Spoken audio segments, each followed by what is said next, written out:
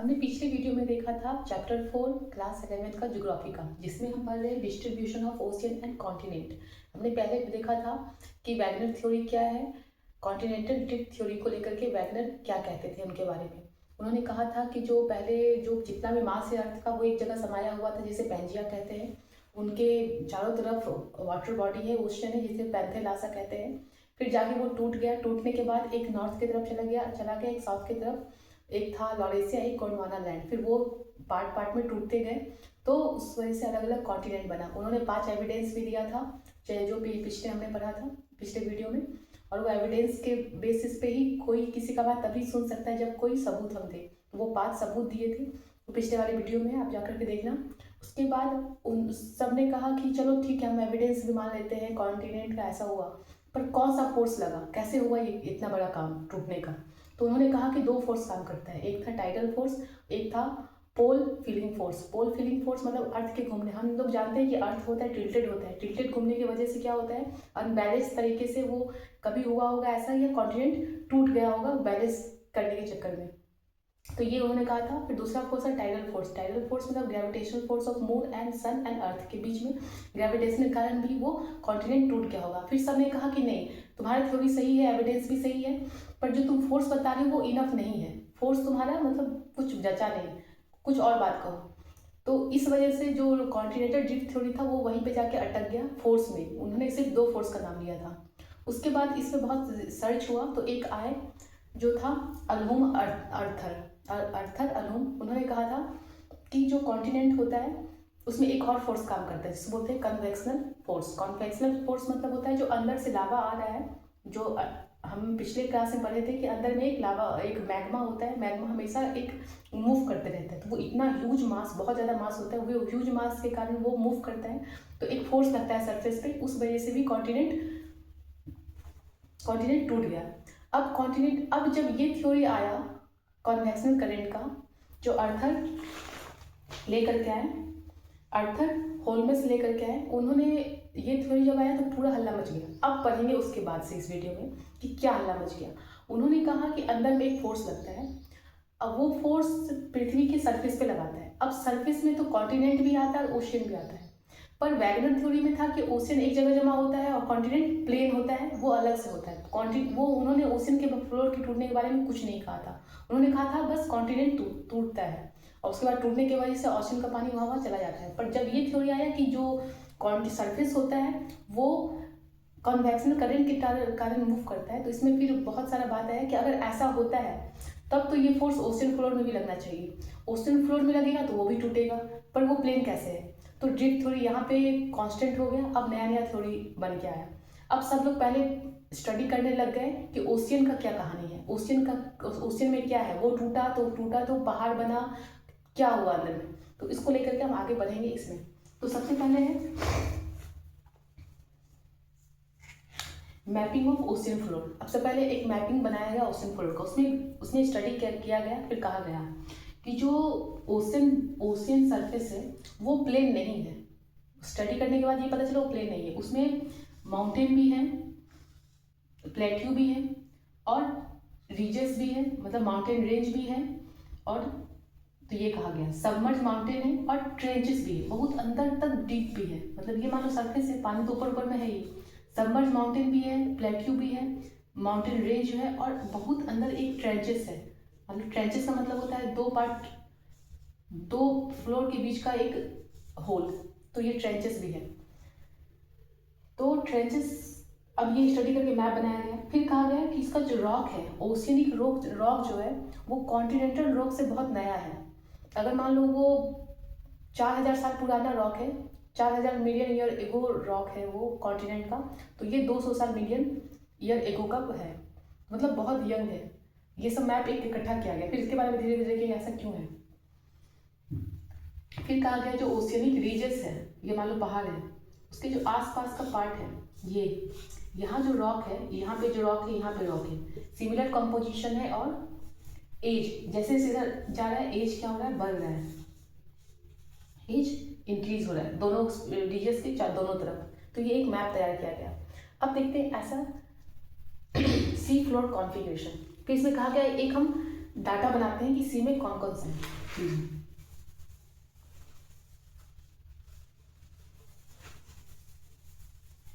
ये चैप्टर खुद से पढ़ने में 3-4 घंटा लग जाता है। ये वीडियो में आपका 2 वीडियो 30-30 मिनट का खत्म हो जाएगा।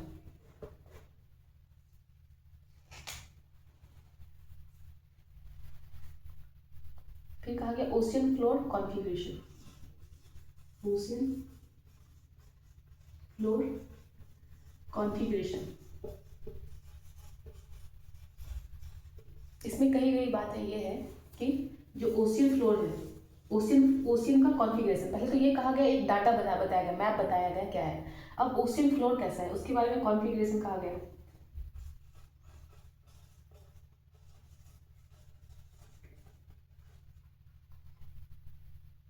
ये फ्लोर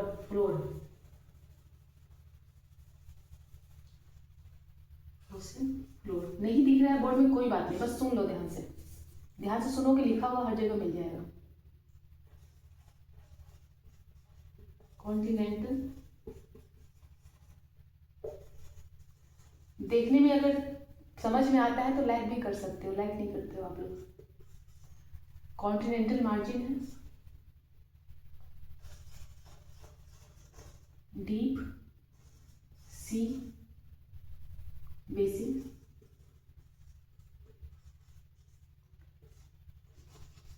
मिड ओशियन रीजेस। तो ये फ्लोर में कहानी है, क्या क्या है, continental margin, deep sea basin और मिड ओशियन रीजन। तो सबसे पहले उसमें ये देखते हैं, ये ध्यान से देखना, एबिसल बेसिन मतलब प्लेन, समुद्र के अंदर जो प्लेन होता है उसको बोलते हैं एबिसिल बेसिन।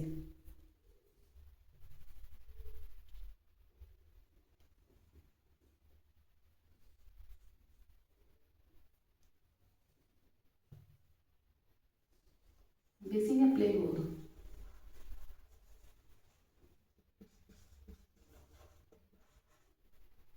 जैसे ये मान लो कॉन्टिनेंट, हम जब जाते हैं ना जगह, मान लो घर है,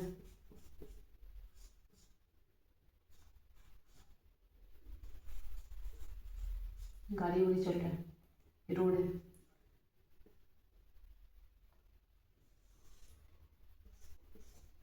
ये मान लो ये पानी का लहर यहाँ तक आया, इसको बोलते हैं हम शोर लाइन। यहाँ तक अगर पानी का लहर आ जाता है इसे बोलते हैं shore line.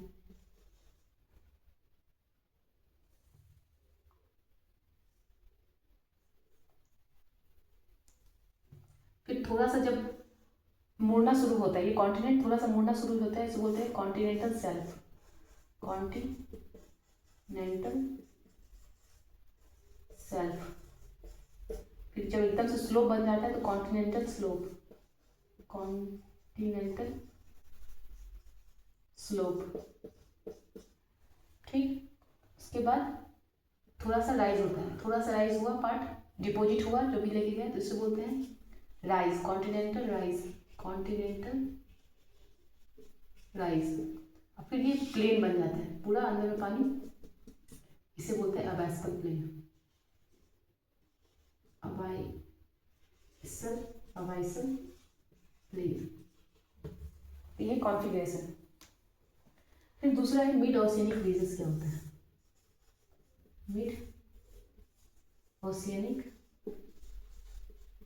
Ridges? Mid oceanic ridges यही होता है, जैसे ये मान लो समुद्र है, एक पहाड़ है, पहाड़ का रेंज है बीच में, जैसे अटलांटिक ओशन के में होगा, तो पहाड़ के रेंज थोड़ा थोड़ा दिखते रहता है, इसी को बोलते हैं मिड ओशियनिक रीजेस। ये हो गया, समझ में आ गया। अब देखते हैं, फिर कहा गया कि ठीक है, तब तो अर्थक्वेक, जब सारा कुछ अंदर में है तो अर्थक्वेक कैसे आता है, वॉल्केनो कैसे आता है सारे सर्कस में। अब इसको एक बार देख लेते हैं। पिछले क्लास में तो हमने पढ़ा था कि अंदर में जब प्लेट का ये होता है, हिलना डुलना होता है तो अर्थक्वेक आता है। अभी हम देखते हैं इस थ्योरी के हिसाब से कि अब हम दूसरे तरीके से अर्थक्वेक को देखेंगे कि ओशियन में भी आता होगा और कॉन्टिनेंट में भी आता है, और डिस्ट्रीब्यूशन कैसे है हर जगह, तो इसके हिसाब से देखते हैं।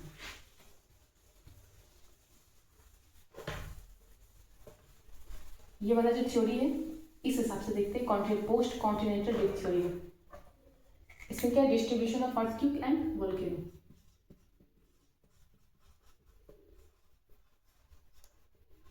डिस्ट्रीब्यूशन ऑफ earthquake and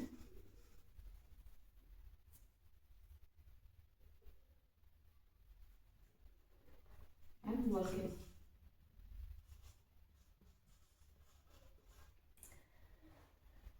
अब हम देखते हैं कहानी।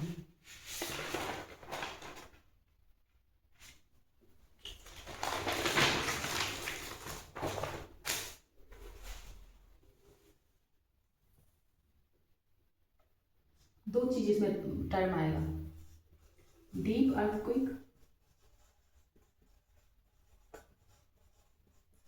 और एक आएगा सैलो अर्थक्वेक। एक आएगा पार्ट रिंग ऑफ फायर या इसे बोलते हैं रिम ऑफ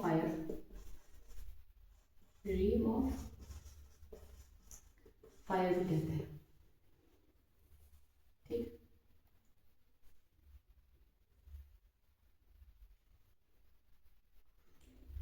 ये मान लो साउथ अमेरिका है, सॉरी नॉर्थ अमेरिका।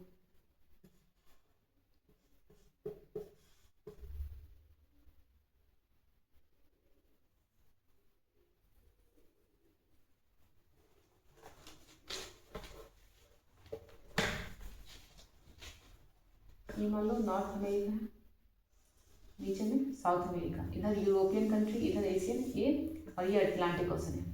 यहाँ से होते हुए ये सब सैलो अर्थक्वेक रीजन है। सैलो, ये सब क्या है, सैलो अर्थक्वेक रीजन।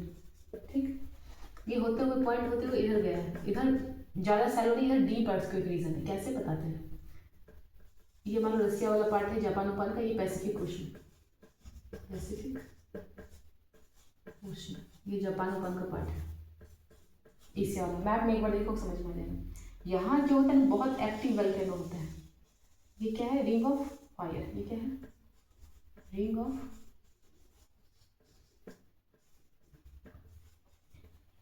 फिर यहाँ से ये पार्ट होते गए, ये सैलो अर्थक्वेक जोन है, ये deep earthquake. Shallow earthquake zone का मतलब होता है कि जो अर्थक्वेक आता है वो बहुत ऊपर पार्ट में आता है, मतलब वो डिजास्टर करता है सरफेस के ऊपर। और डीप अर्थक्वेक क्या होता है, अंदर में प्लेट का सेकिंग होता है जो ऊपर तक रेयरली ही पहुंच पाए, बहुत ज़्यादा नहीं पहुंचता है, उससे बोलते हैं डीप अर्थक्वेक रीजन। यहाँ पे बहुत अंदर में, क्योंकि यहाँ ट्रेंचेस बहुत है तो अंदर में अर्थक्वेक आता है। पर यहाँ वोल्केनो बहुत होता है, वोल्केनिक रीजन है ये, यहाँ हमेशा एक्टिव वोल्केनो रहता है, इसीलिए रिंग ऑफ फायर बोलते हैं, क्योंकि हमेशा आग लगा होता है यहाँ पे। जो यहाँ पे नदी, यहाँ पे वोल्केनिक एक्टिविटी, एक्टिव वोल्केनो बहुत है, एक्टिव वोल्केनो यहाँ पे। और यहाँ पे अर्थक्वेक होता है, ज़्यादा अर्थक्वेक आते रहते हैं, क्योंकि ये सैलो रीजन है, सैलो अर्थक्वेक रीजन है।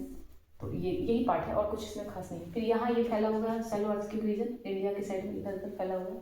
पर इस जोन में डीप अर्थक्वेक रीजन है, सैलो नहीं है। पर यहाँ वोल्केनो एक्टिविटी बहुत होता है, हमेशा आग लगा होता है, इसलिए अर्थक्वेक बोलते हैं। ये रिंग ऑफ फायर बोलते हैं इसे।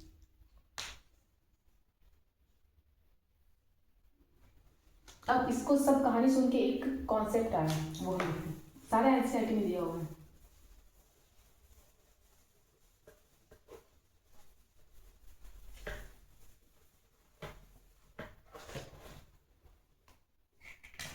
Concept of C floor spreading, concept of C floor spreading.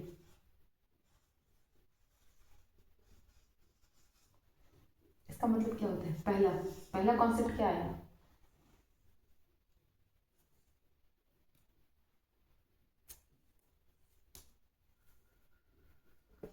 पहला कॉन्सेप्ट ये है, all along the mid oceanic reason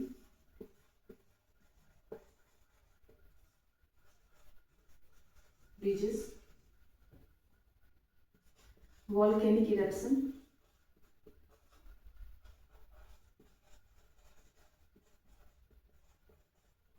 are common.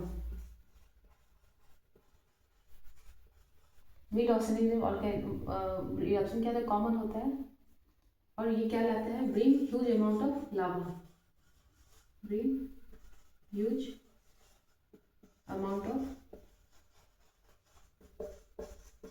हम अभी देखे थे जो रिंग ऑफ फायर था वहाँ बहुत ज़्यादा लावा निकलता है, एक्टिव वॉल्केनो होता है वहाँ पे। ये एक डाटा निकाला गया सारा स्टडी करने के बाद। दूसरा था कॉन्सेप्ट सिमिलैरिटी वाला, वही इधर जाएंगे तो कॉम्पोजिशन ऑफ रॉक क्या होता है, सेम होता है, और बढ़ते जाते हैं तो एज रॉक का इधर बढ़ते जाएगा, पर दोनों साइड रीजस के बराबर होता है। तीसरा था ओसिनी क्रस्ट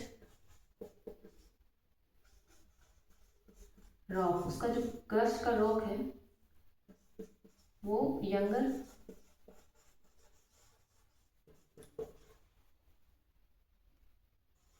देन कॉन्टिनेंटल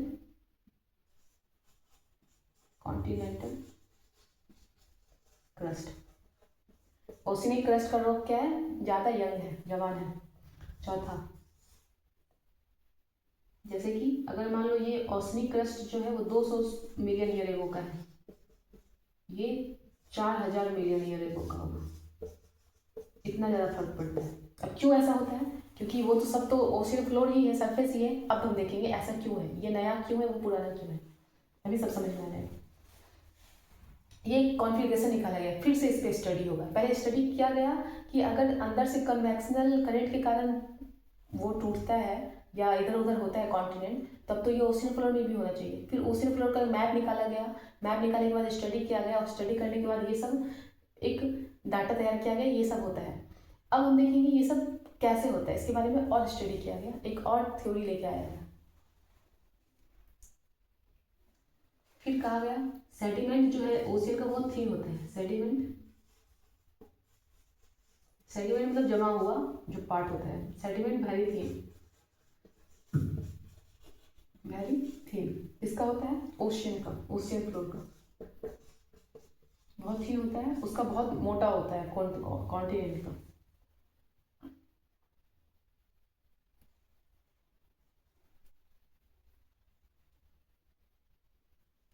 और पांचवा पार्ट ये कहा गया कि डीप ट्रेंचेस जो होता है, deep trenches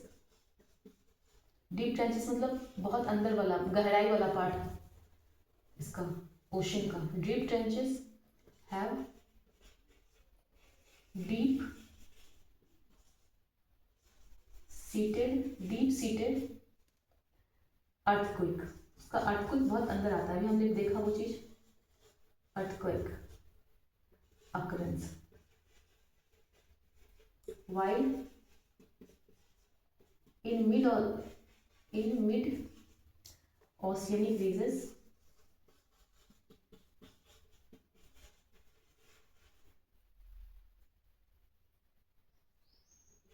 area quick foci have shallow। मतलब ट्रेंच में डीप होता है अर्थक्वेक का पॉइंट, और जो रीजस में होता है वो सैलो होता है, मतलब रीजस में ज़्यादा आता है जल्दी। तो ये होता है, ये कहानी है, ये करके एक डाटा निकाला गया स्टडी करने के बाद। अब आगे हम देखते हैं क्या हुआ। एक थ्योरी आया, hedge theory, Charles hedge theory.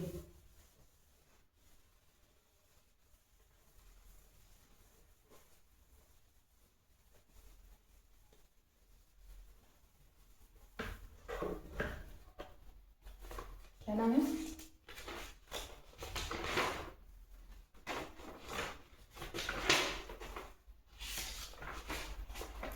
अभी थोड़ा सा टाइम लग जाएगा इसमें, थोड़ा बड़ा कहानी।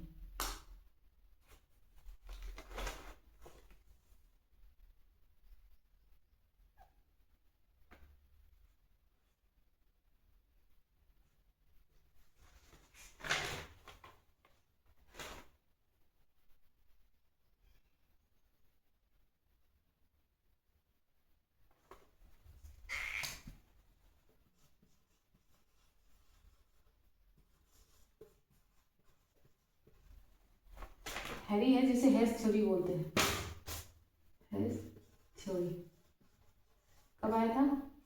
1961 में। ये कहा, ये हाइपो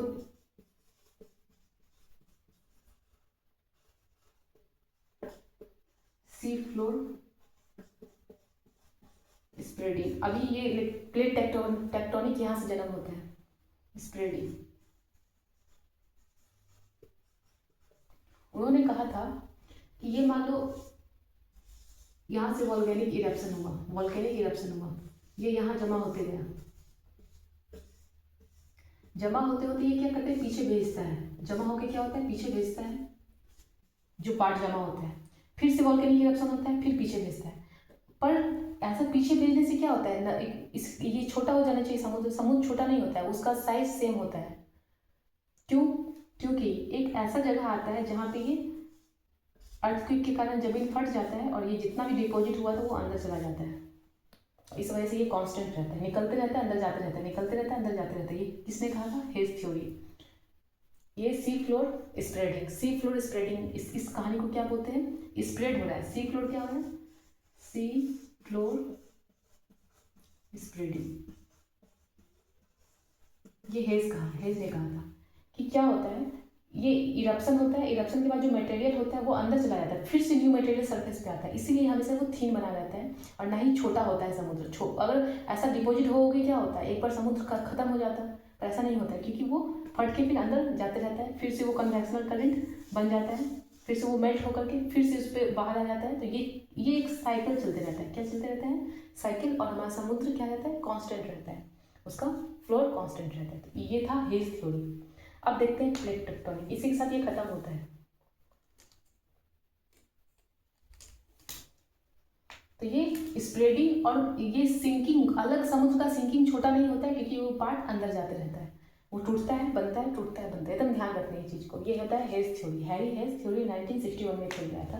पूरा कहानी सुने समुद्र के बारे में, फिर अपना सब लोग बेचैन था कि ऐसा कैसे हो गया, क्या हो गया। फिर वो अपना ये थ्योरी दिए कि घबराओ नहीं, बात ये है, यहाँ सब होता है, वॉल्केनिक इरप्शन भी होता है, अर्थक्वेक भी आता है, ये फ्लोर है, यहाँ रीजेस भी सब है, पर ये कांस्टेंट क्यों रहता है और थीन क्यों है और यंग क्यों है? क्योंकि ये हमेशा इरप्ट होता है, नया फ्लोर बनता है और बाकी पुराना नीचे चला जाता है। अब इस चीज़ को लेकर के भी बात आया कि ऐसे कैसे हो सकता है, यानी कि टूट रहा है, यानी कि ये तो सरफेस नहीं है, मतलब कुछ प्लेट व्लेट बना हुआ है। तब प्लेट का बात आता है तो प्लेट टेक्टोनिक थ्योरी आता है। अब हम लोग लास्ट थ्योरी पढ़ेंगे इस चैप्टर का, प्लेट टेक्टोनिक थ्योरी। सब जब इतना कहानी हो गया तो बोले अरे ये क्या है, प्लेट है जो टूटते रहता है, प्लेट टूट गया फिर अंदर चला गया। अब आता है प्लेट टेक्टोनिक, बहुत ही इंपॉर्टेंट है। प्लेट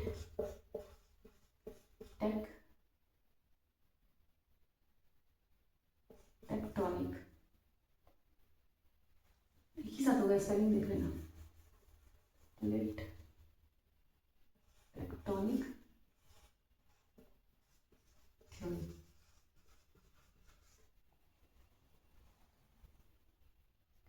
ये कब आया था? 18 वो 61 में आया था हेज थ्योरी। इसके बाद उसका स्टडी करने के बाद ये आया 1867 में। इससे किसने लिया था? मैकेंजी। पूछ लेते हैं क्योंकि एनसीईआरटी में लिखा हुआ है, तो जो भी एनसीईआरटी में लिखा हुआ है टर्म वो एग्जाम में पूछ सकते हैं, उनका हाथ खुला है एनसीईआरटी। मैकेंजी। कौन दिए थे प्लेट टेक्टोनिक थ्योरी? मैकेंजी और पार्कर। मैकेंजी और पार्कर, और एक का नाम याद रखना है मॉर्गन। मॉर्गन भी दिए थे, मॉर्गन। 3 आदमी का नाम याद रखना है प्लेट टेक्टोनिक में, मैकेंजी, पार्कर और मॉर्गन। टेक्टोनिक प्लेट किससे कहते हैं? टेक्टोनिक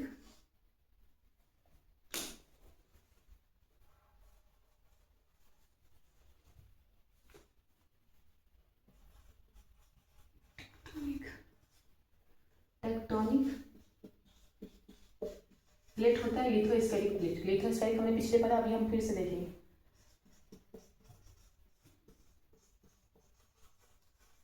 लिथोस्फेरिक प्लेट, ये क्या होता है? मासिव होता है, बहुत ज़्यादा मास होता है और सॉलिड प्लेट होता है। और ये प्लेट दोनों में होता है, सिर्फ ये कॉन्टिनेंट प्लेट नहीं है, लिथोस्फेरिक प्लेट, कॉन्टिनेंट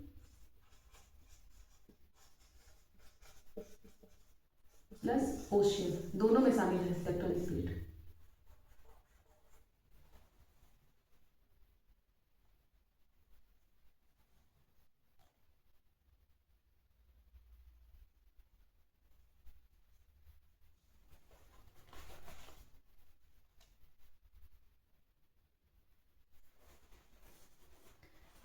ठीक, तो इस तरीके से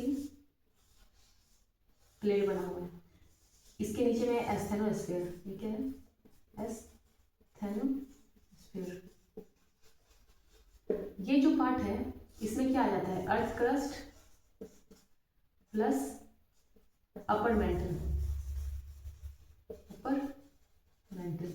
जितना भी सॉलिड पार्ट ऑफ अर्थ होता है उसे लिथोस्फीयर कहते हैं। एथनोस्फीयर भी मेंटल का ही पार्ट है, पर ये हल्का सॉफ्ट होता है, मेंटल वाला बहुत ही लिक्विड होता है, अंदर में लिक्विड होता है, ये सेमी लिक्विड होता है, प्लास्टिक की तरह होता है। एस्थेनोस्फीयर के ऊपर लिथोस्फीयर होता है, लिथोस्फीयर में अपर मेंटल और क्रस्ट आ जाता है।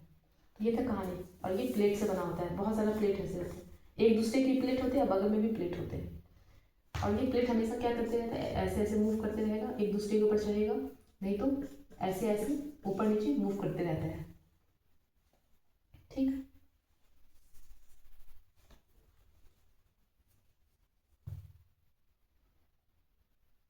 जो इसका ये थिकनेस होता है 5 से 100 किलोमीटर का थिकनेस हो सकता है, या 200 किलोमीटर भी कभी कभी होता है ओसनिक पार्ट में, ओसनिक पार्ट में। इतना समझ में आ गया। अब प्लेट टेक्टोनिक का ही पार्ट है ये सब। अब देखते हैं आगे।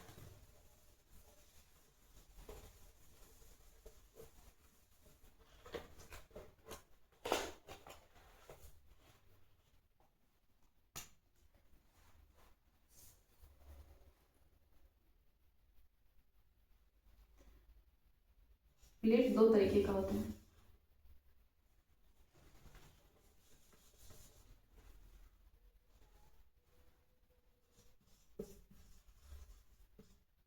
एक होता है ओसनिक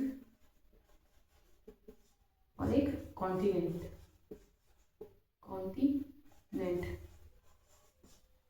ठीक, ये डिपेंड करता है ऑन द बेसिस ऑफ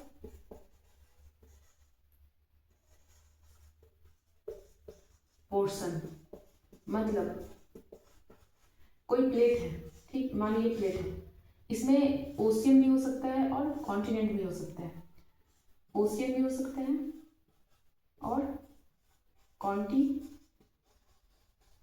भी हो सकता है। अगर ये प्लेट है, इसमें इतना पार्ट कॉन्टिनेंट है और इतना पार्ट ओशियन है, तो ये क्या कहलाएगा, ओशियनिक प्लेट, ओशियनिक प्लेट। अगर कोई प्लेट है जिसमें इतना पार्ट ओशियन है और इतना पार्ट कॉन्टिनेंट है, तो ये क्या कहलाएगा, नहीं ये तो वही अलग बात हो जाएगी। ये ऐसे कर लो, ये छोटा पार्ट कॉन्टिनेंट और ओशियन है और ज्यादा पार्ट कॉन्टिनेंट है, तो ये कहलाएगा कॉन्टिनेंट प्लेट, कॉन्टिनेंट प्लेट। इसी को ध्यान में रख के 7 तरीके का मेजर प्लेट है और बहुत छोटा छोटा माइनर प्लेट है। तो हम लोग कुछ जो एनसीईआरटी में दिया हुआ है उसके बारे में पढ़ेंगे, 7 मेजर प्लेट के बारे में। तो 7 मेजर प्लेट कौन कौन सा है,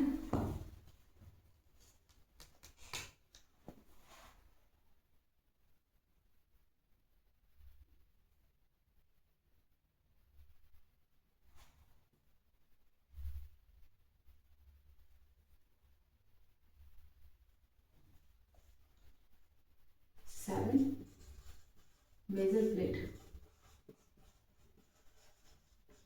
7 मेजर प्लेट देखते हैं कौन कौन से।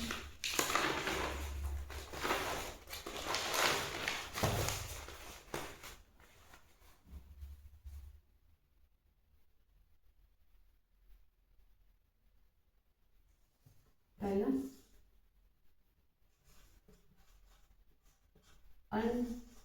Antarctica and surrounding ocean.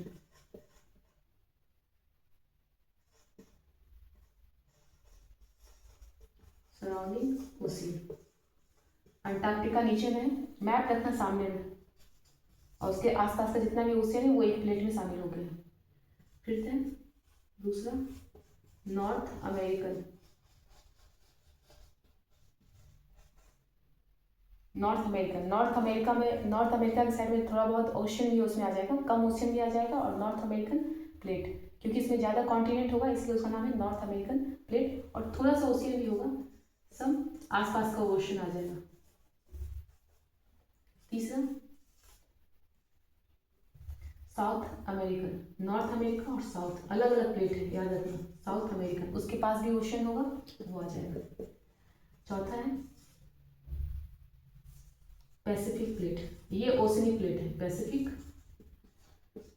नाम से ही पता चल रहा है।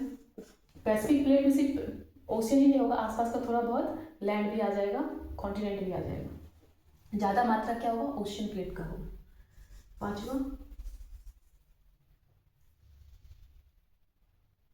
पांचवा हो जाता है इंडिया। ये याद रखना पांचवा, इंडिया, ऑस्ट्रेलिया, न्यूजीलैंड। ऑस्ट्रेलिया और न्यूजीलैंड प्लेट।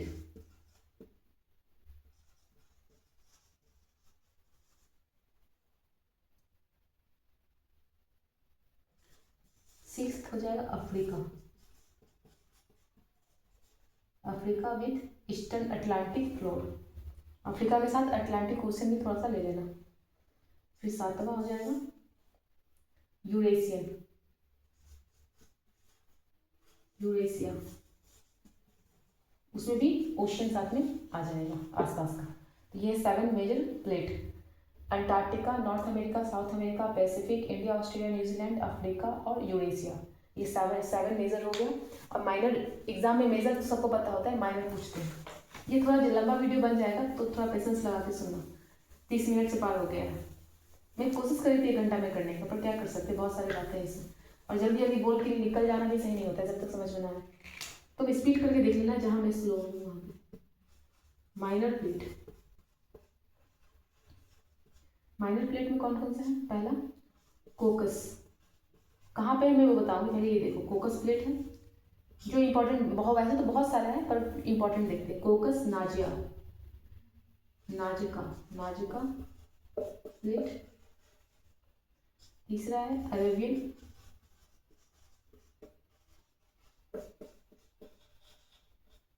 और चौथा है फिलीपींस। Philippines plate. और भी है कैरोलिन, कैरोलिन प्लेट, और है फ्यूजी प्लेट। अब देखते हैं ये करके एक एक करके कहाँ पे है, बस इतना याद रखना है। कोकस प्लेट कहाँ पे है, between central America and Pacific plate. देखना जा करके सेंट्रल अमेरिका और प्लस पैसिफिक प्लेट के बीच में। पैसिफिक, पैसिफिक ओशन है ना, पैसिफिक प्लेट। नाजिका, ये भी क्या है, ये साउथ अमेरिका, ये ऊपर में इसके नीचे में south America plus Pacific plate. Visual किसके हैं, ये ऊपर में है कैरेबियन के। कोकस सी ऊपर है ऐसे याद रखना, एम उसके बाद आता है, तो नाजिका कोकस, कोकस पहले ऊपर फिर नाजिका, तो ये हो जाएगा पैसिफिक प्लेट। साउथ अमेरिका के साथ ये कैरेबियन अमेरिका, सेंट्रल अमेरिका के साथ में।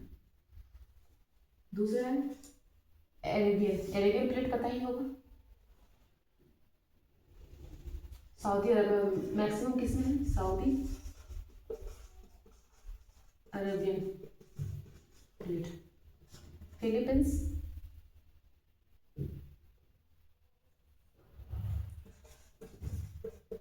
Asia plus Pacific. फिलीपींस में आ जाएगा एशिया और पैसिफिक, उसके नीचे में कोरोलिन प्लेट, ये भी फिलीपींस ही है। कोरोलिन में क्या आ जाएगा, फिलीपींस, और इसके नीचे में एशिया वाले पार्ट के नीचे में इंडिया, इंडिया आ जाएगा, इंडियन प्लेट। फिलीपींस और इंडिया ऐसे याद रखना।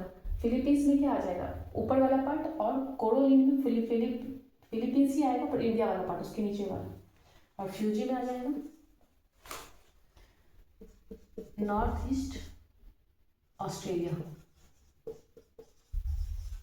नॉर्थ ईस्ट ऑस्ट्रेलिया नीचे वाला, सबसे नीचे वाला पार्ट में आ जाएगा।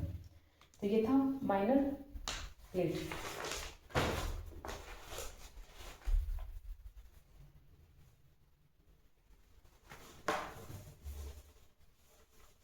अब जल्दी करते हैं क्या है कहानी, फिर देखते हैं आगे।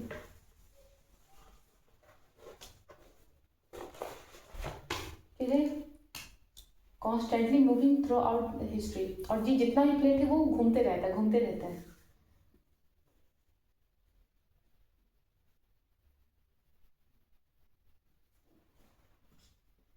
वैगनर ने कहा था कि क्या होता है, सिर्फ कॉन्टिनेंट मूव करता है, ओशियन स्थिर रहता है। पर ये थ्योरी के बाद ये समझ में आया कि नहीं, ओशियन और कॉन्टिनेंट दोनों फ्लोर मूव करते रहता है एवरी टाइम, हमेशा थोड़ा थोड़ा मूव करते रहता है। और ये सब क्या है, जो भी मूव कर रहा है कॉन्टिनेंट और ओशियन, ये क्या है, पार्ट ऑफ प्लेट है।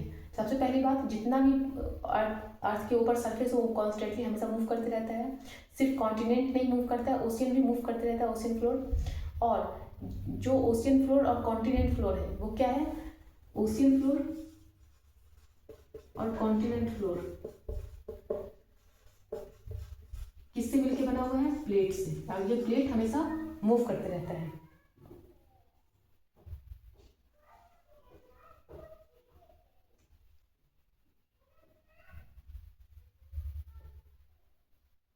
और ये इसी मूवमेंट के कारण, जो हमने कहा था कि क्यों हुआ, इसी मूवमेंट के कारण पास्ट में कुछ और था कॉन्फ़िगरेशन कॉन्टिनेंट और ओशियन का, और अभी अभी जो है और फ्यूचर में हो सकता है चेंज हो जाए।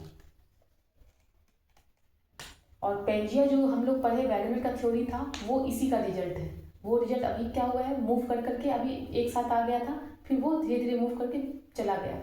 ये मूवमेंट के कारण ही पेंजिया बना था, वो कोई पहले से कुछ ऐसा बना हुआ कांस्टेंट नहीं था, वो एक इंसिडेंट था जिसमें मूव करके वो एक जगह इकट्ठा हो गया था, वो था पेंजिया। तो ये कहानी वैगनर को ठीक किया गया ये प्लेट टेक्टोनिक की वजह से। अब प्लेट बाउंड्री देखते हैं, जब प्लेट है तो बाउंड्री भी होगा, तो प्लेट बाउंड्री क्या होता है वो देखते हैं। Plate boundary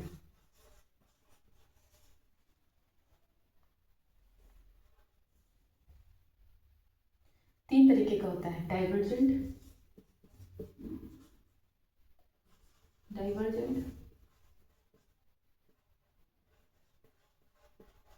boundary,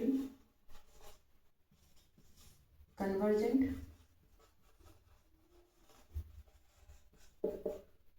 transverse.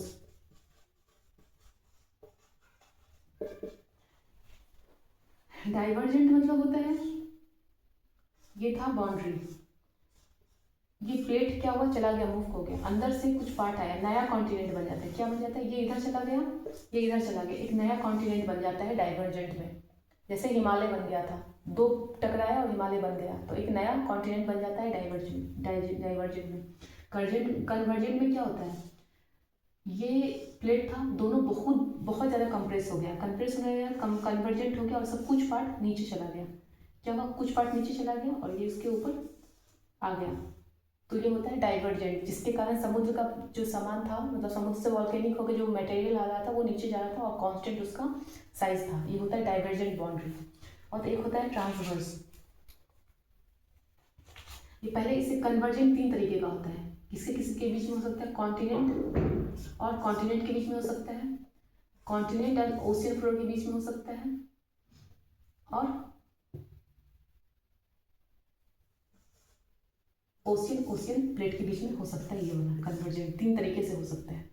अब हम लोग पढ़ते हैं ट्रांसवर्स के बारे में।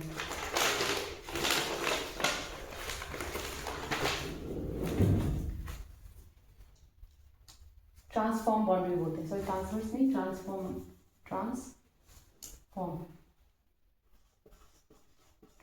बाउंड्री।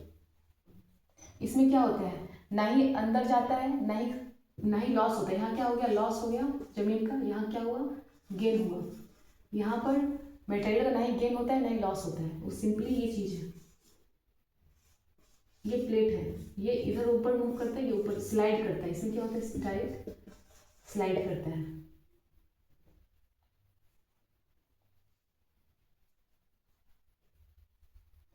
इसी की वजह से अर्थक्वेक भी निकलता है। अर्थक्वेक इसका स्लाइड करने की वजह से उसका जो बैलेंस था वो बिगड़ने लगता है, टकराता है, उससे एनर्जी निकलता है, इससे अर्थक्वेक भी आता है।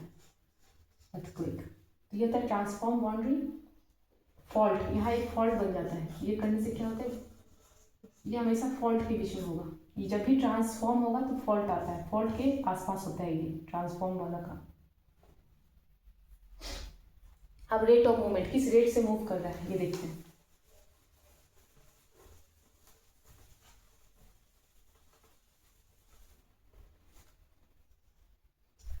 रेट ऑफ मूवमेंट,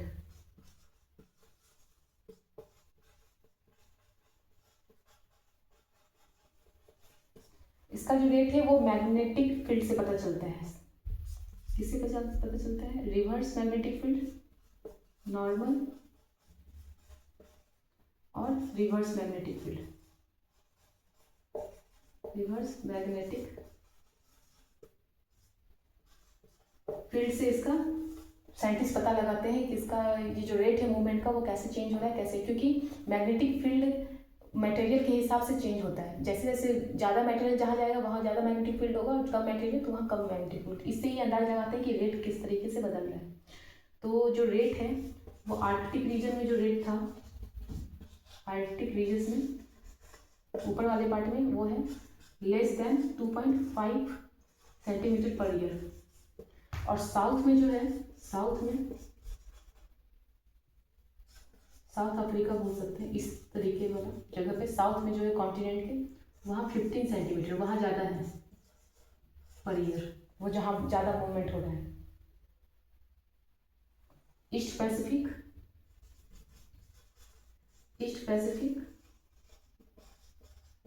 और साउथ पैसिफिक, कोई पूछ ले वो साउथ और ईस्ट पैसिफिक में ज़्यादा हो रहा है, आर्कटिक ऊपर वाले रीजन में कम हो रहा है। क्योंकि हम लोग जानते हैं कि अर्थ मूव करता है वो स्लो होता है पोल के साइड में और फास्ट होता है ट्रॉपिक के साइड में। ट्रॉपिक मतलब साउथ के साइड में ही हल्का फुल्का, मतलब एकदम से पोल में नहीं।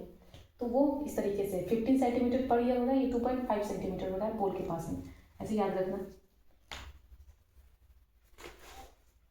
अब ये फोर्स के बारे में देखते हैं, फोर्स कहाँ से आया। तो फोर्स तो हमने पहले ही पढ़ लिया था कि वो कन्वेक्शनल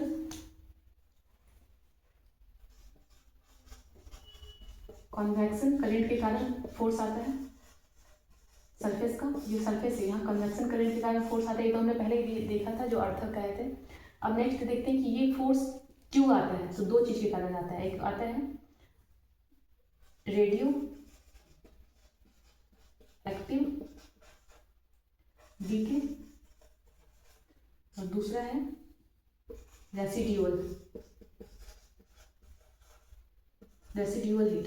रेडियो एक्टिव डीके मतलब ये है जो अंदर में जो है ये रेडियो एक्टिव एलिमेंट हो, रेडियम होगा। रेडियो एक्टिव एलिमेंट वो होता है जिसका जो न्यूक्लियस होता है हमेशा वो इंटीग्रेट होता रहता है, टूटते रहता है। उसका न्यूक्लियस टूटने की वजह से ह्यूज अमाउंट ऑफ एनर्जी निकलता है, उसी के रूप में ये कन्वेक्शन करंट दिखता है। और दूसरा सोर्स है रेसिड्यूअल हीट, मतलब बहुत साल पहले किसी चीज़ में आग लगा था, वो अभी तक आग उसमें लग ही रहा है, उसकी वजह से भी एनर्जी निकलता है, तो उसे बोलते हैं रेसिड्यूअल हीट। तो दो, एक फोर्स होता है कन्वेक्शनल करंट, और वो क्यों होता है, रेडियो एक्टिव डीके के कारण और रेसिड्यूअल हीट के कारण। समझ में आ गया, इसी से प्लेट टेक्टोनिक होता है। अब हम देखते हैं मूवमेंट ऑफ, क्योंकि एनसीईआरटी बुक इंडिया का है तो इंडिया के बारे में तो हम समझेंगे। अब इंडिया के बारे में देखते हैं।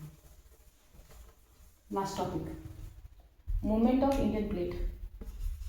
मूवमेंट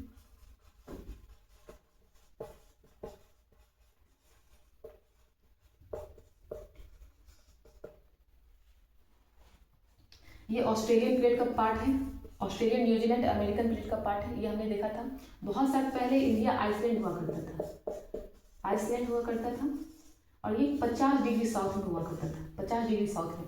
धीरे धीरे क्या हुआ, नॉर्थ की तरफ वो जाना शुरू किया इंडिया, ये पार्ट था, नॉर्थवर्ड जाना शुरू हुआ। फिर जाके 60 मान लो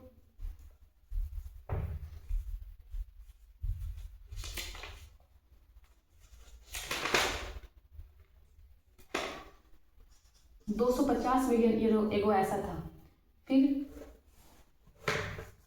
ये 250 मिलियन ईयर एगो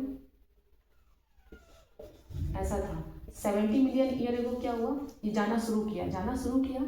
उसके बाद 60 मिलियन ईयर एगो यहाँ ने वॉल्केनिक इरप्शन हुआ, इस जगह पे वॉल्केनिक इरप्शन हुआ, जिससे डेक्कन ट्रैप, जहाँ से क्या बना, डेक्कन ट्रैप बना। और फिर 50 मिलियन ईयर को दूसरा प्लेट से टकराया, इंडिया का जो प्लेट था वो दूसरा प्लेट से टकराया और हिमालय का निर्माण हो गया। टकराने से अभी हमने देखा कन्वर्ज होकर के एक नया मटेरियल आया, जो अभी तक धीरे धीरे कन्वर्ज हो रहा है। अभी भी माउंटेन का जो माउंट एवरेस्ट है उसका हाइट बढ़ रहा है, तो इसीलिए उसे यंग कहते हैं, क्योंकि अभी भी वो बढ़ रहा है। तो ये काम हुआ 50 मिलियन ईयर एगो। देखो 50 मिलियन ईयर एगो पहले बना था माउंटेन, पर अभी भी उसको यंग कहते हैं। और Deccan trap 60 million year ago, ये बात है। और एक चीज उसका देखते हैं, ये इंडिया है मान लो, ठीक। यहाँ पे जो इसका ईस्ट है उसमें जो माउंटेन है उसका नाम है राखी योमा। जो म्यांमार से होकर के इसका ईस्ट पार्ट जो बना हुआ है इंडिया का, वो है राखी योमा माउंटेन। उससे होकर के अंडमान निकोबार से जावा आइसलैंड तक ये माउंटेन फैला हुआ है समुद्र के अंदर, जो है राखी योमा, म्यांमार से निकला। इसका वेस्ट में किर्थल माउंटेन है, वो रेंजेस फैला हुआ है। रेड सी से जो आ रहा है रेंजेस, उससे भी मिल जाता है ये। और आर्किपिलाजो मतलब इंडिया के इस साइड में है, चागोस आर्किपिलाजो, चागोस मान लो, चागोस आर्किपिलाजो मतलब छोटा छोटा आइसलैंड, बहुत सारा छोटा छोटा आइसलैंड, ये इंडिया की साइड में। तो ये यहाँ मान लो एक रीजन आ रहा है रेड सी से लेकर पैसिफिक तक, वो भी ज्वाइन कर लेता है इसको, जो किर्थल वाला रेंज है। और ये आते हुए यहाँ आर्किपिलाजो में मिलता है, ये रोकोयामा, ये ईस्ट वेस्ट हो गया। नॉर्थ में तो पता चला, साउथ में तो पता चल ही गया, ये था बहुत पुराना ऑस्ट्रेलिया न्यूजीलैंड और इंडियन प्लेट। और नॉर्थ में तो हिमालय बन गया, ये तो पता चल गया, ये इंडिया की कहानी था। और कुछ नहीं है इसमें, राखी योमा माउंटेन याद रखना है और किर्थल।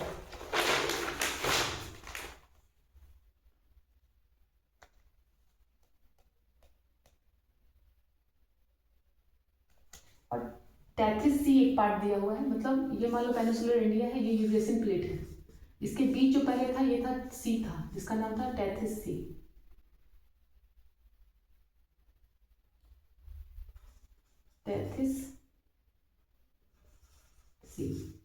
इसी को टैथिस सी ही हट गया और हिमालय बन गया, वो जगह पे कंप्रेस हो गया दोनों लैंड, कन्वर्जन बाउंड्री जो हमने पहले पढ़ा, और वो हिमालय का रूप ले लिया। वो अभी भी धीरे धीरे चिपक रहा है, तो ये कंटिन्यू होते रहेगा। आने समय में हो सकता है कि कॉन्टिनेंट ओशियन का जो फ्लोर है और चेंज हो जाए, शायद हम नहीं देख पाए 50 मिलियन साल। यहाँ ज्योग्राफी में बहुत, मतलब जैसे यहाँ हम लोग 1-2 साल मानते हैं, ज्योग्राफी में मानते हैं मिलियन साल को, वैसे तो यहाँ बहुत टाइम लगेगा अभी ये सब होने में। तो मुझे उम्मीद है कि आप लोगों को अच्छा लगा होगा, वीडियो समझ में आया होगा। फिर भी कुछ प्रॉब्लम है, किसी भी टॉपिक में प्रॉब्लम हो तो आप बताना, मैं फिर से वीडियो बना के बहुत अच्छे से क्लियरली समझा दूँगी। तो थैंक यू, नेक्स्ट वीडियो में मिलते हैं नेक्स्ट चैप्टर के साथ में।